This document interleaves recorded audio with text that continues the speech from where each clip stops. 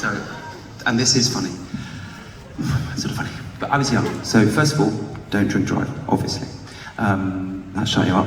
And, but I did, when I was 18, I was exploring, well, I wasn't exploring my sexuality.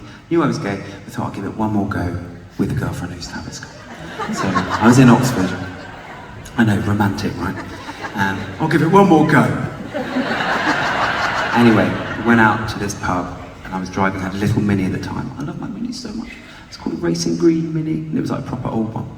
Bucket seats, they were like Lego. And racing pedals. And got really drunk, decided to drive back. I was in Oxford, I was doing my A-levels. Anyway, got back to the place. Didn't get caught, thank God. And then, let's call her Molly. Her name's not Molly. What is her name? It's not Molly. And, I know.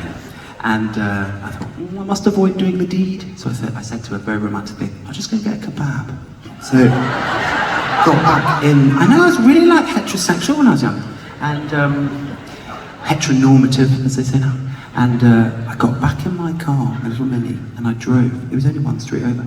Drove. I lived on Roger Street, Summertown. Oh, Roger. Pun. And now I've turned into like Larry Grayson. What's going on? Look at the look in him. And drove. It was a one-way street. Kebab van was at the end. I drove the wrong way down a one-way street into a police car. Coming in, I managed to get past the police car. And I thought, I think I can still get away with this. And also, the Mini only had like a 0.9 litre engine, so it didn't go quicker than 30 miles an hour. I was like, come on!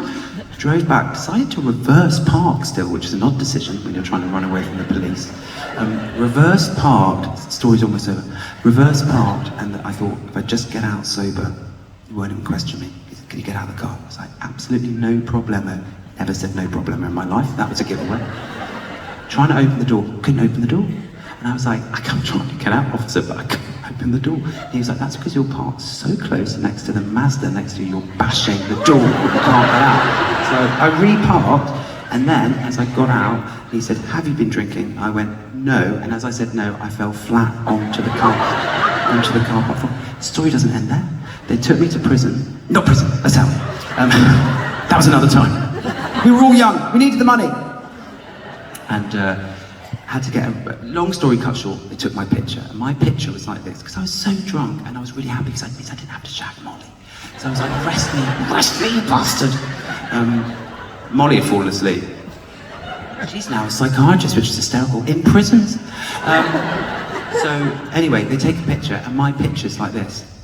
I was 18, I'm really drunk. It's like, story's almost over. Fast forward, years later, I was homophobically abused. I know you didn't think that's an odd leap, but I'm going there. I was homophobically abused in Oxford, and I employed a new technique. So I was breaking up, they were bullying this poor harpist. This is my life, by the way.